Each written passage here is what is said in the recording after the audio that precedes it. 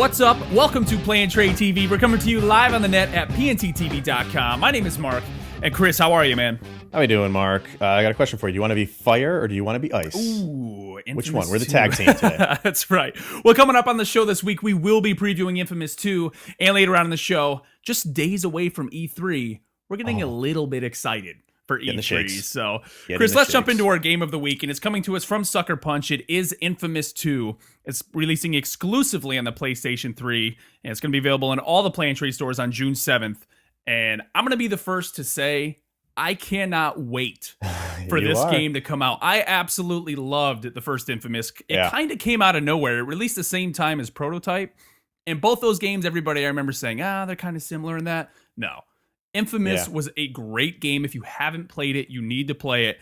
And that game made you feel so powerful as a superhero. I mean, you were tossing cars, tossing people. It was insane, that game. It was nuts. You know? It was nuts. And they didn't take any power away from you going into the second one. No. Which I love, because in the beginning of this one, you fight basically the main boss. Right, yeah. And obviously, you lose. But it seems like in past games, whenever you fight the main boss in the beginning, for some reason, you lost all your powers. Yeah, well, classic example, think Metroid. Every Metroid game, you start out as Samus with all her abilities, and then 10, 15 minutes in, they're gone, and you have to get them again. And you spend the rest of the game gaining those abilities back. And then at the end of the game, you fight the boss with the abilities you had in the beginning of the game. You're like, why was it so difficult to beat you before? But now I can pretty much beat you. But now you lose, you keep those abilities, which are awesome, and you just add on to them. So by the end, you are a superhuman by every stretch of the mean, and I can't wait for that battle. I know, man. I mean, the best part of the original inFamous was you played Cole McGrath, who was basically a courier who was running with this thing called the Ray Sphere that blew up, and suddenly he had over-the-top electrical powers. And in this one, like Chris said, you fight the beast, you lose, and so Cole says, you know what, I need to defeat this guy. So he goes on a chase for more powers. And they've introduced fire, they've introduced ice, and like the last one, you can be good or you can be bad. And depending on which route you go, that's really going to determine what powers you get. And just from watching the trailers of the ice and the fire, both of them look awesome. And really, to get both, you got to play through the game twice. Either be good and get the ice, or be bad and get the fire. And it's a long game to play through. I mean, it's just to do the main quest or the main mission is 20 hours, but like any open world game, there's a lot of side missions you can do that'll basically double the length of the game, which is great. So you really got to be invested if you want to play it through it twice and see everything there is to see from the good and the bad side, which they kind of have wanted you to play the first one as far as story goes. To get into this one, because you can transport your character into this one, I believe. Yeah, you can. Yep. You can import which is great, because people really invested the time to make their character good or evil. And I think that really annoys people when you have to basically start over from scratch. Even when it's in addition to like the storyline. It's kind of annoying, but you can bring your character in.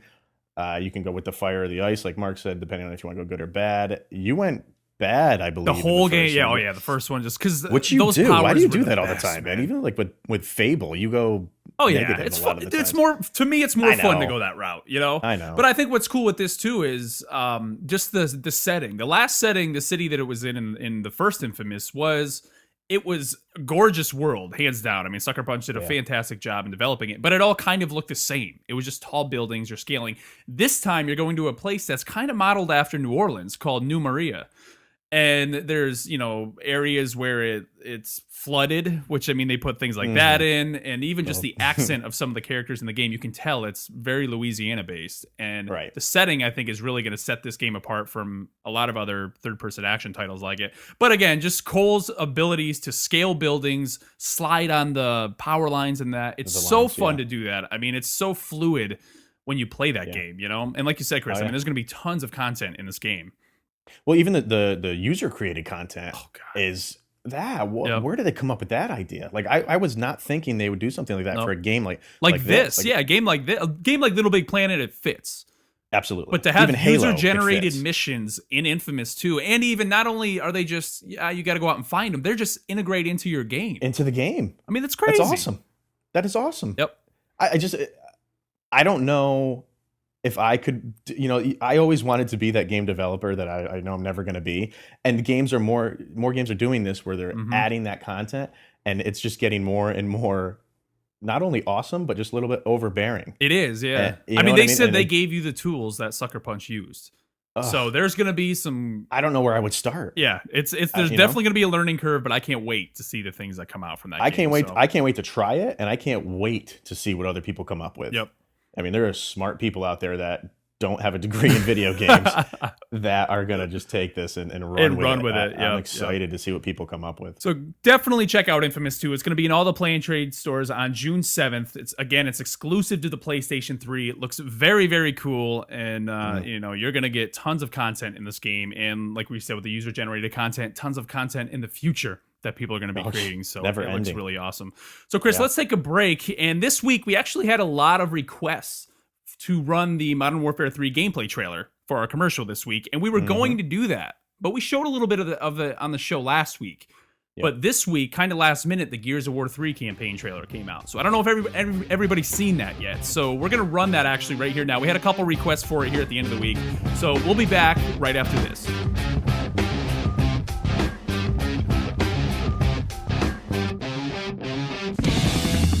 Marcus, if you get this message, I need your help.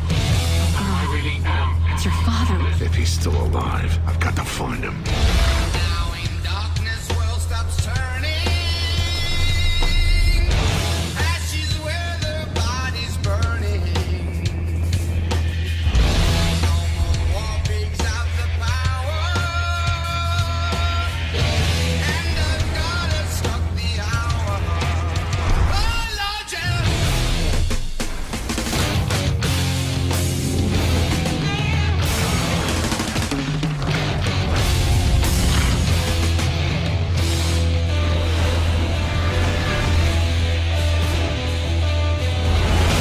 Let's finish it.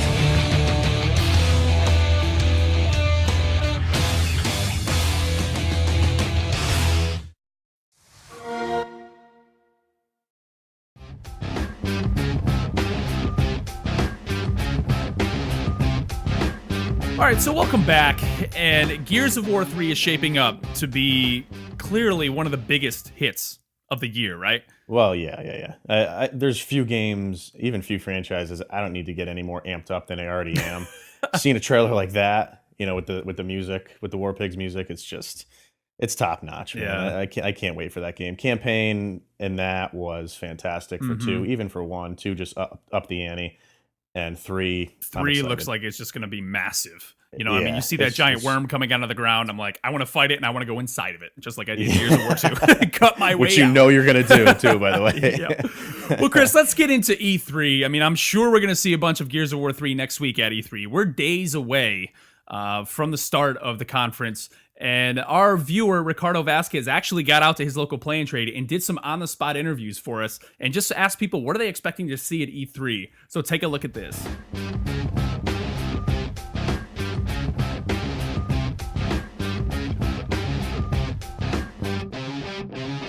What's up, guys? We're here at the Play and Trade store in Juana Diaz, Puerto Rico, and we are very excited for this year's E3. So what are you expecting to see at the show?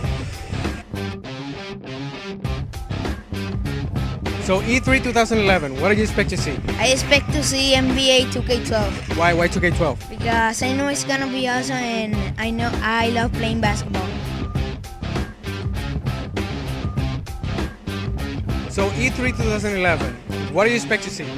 Well, I would like to see Cookie Mama 4 Why Cookie Mama 4? because I love that game. You like cooking? No, only in the game. So E3, what do you expect to see? Well, I would like to see whatever console is new Why the new console? because I always like to play with the latest in technology.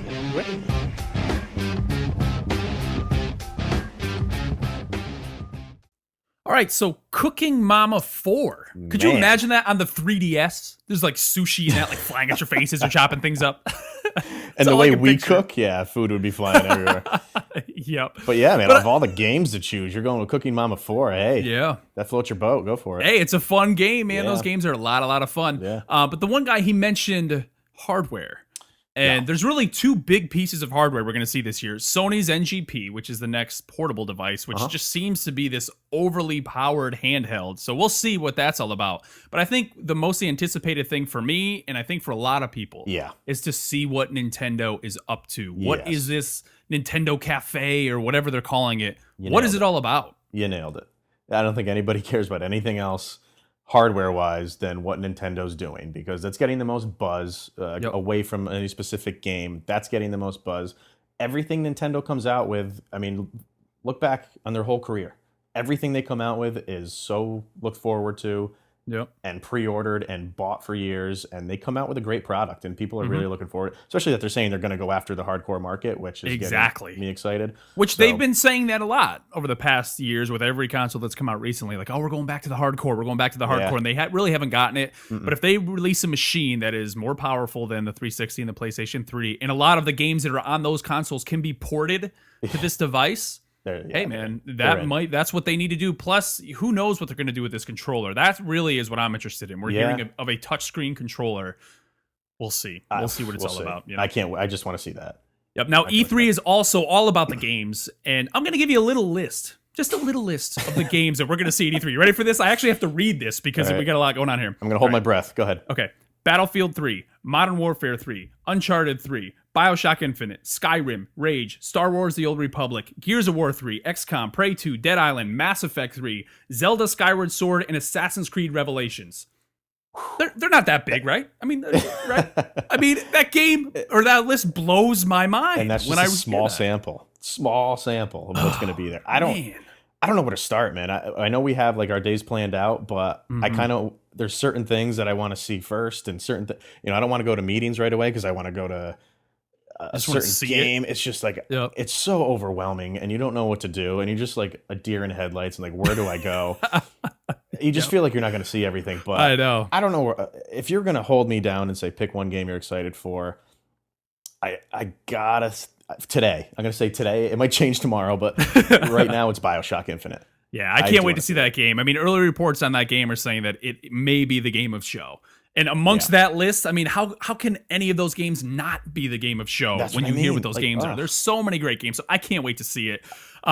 We're also going to meet the 4 winners of the Play and Trade Call of Duty Black Ops E3 Tournament Challenge next week while we're there. And I just want to run down the names of those. It's Gavin Main from Franklinton, Louisiana, John Nonsall from Alpharetta, Georgia, Javier Maneres from Burbank, Illinois, and Wesley Newman from Banksville, Florida. So we're going to meet all you guys at E3. Congrats. And a programming note also, next week, the show is going to be delayed because, of course, we'll be in Los Angeles at E3. So that show will be coming out the following Tuesday, and it's going to be packed filled with video of us from the show, on the spot interviews, all those things. And throughout the whole week, be sure to follow us on Twitter at Play and Trade TV, because we will be tweeting all throughout the show. And we're going to be tweeting live from we're going to the EA conference, going to the Ubisoft conference. Obviously, we'll be at the Nintendo conference, and we will be tweeting the entire time. So follow us in, because we're going to be updating to the second, obviously. So look forward to that. And also go to our Facebook page, facebook.com/playandtradetv. Be sure to like us there. We will be posting up there. And of course, you can always send us emails to play@pnttv.com. So with that, happy E3, everybody. I can't wait to see what's going to come out. I'm sure we're going to have a lot to talk about in the coming weeks. So we'll catch you next week. Get out and have some fun.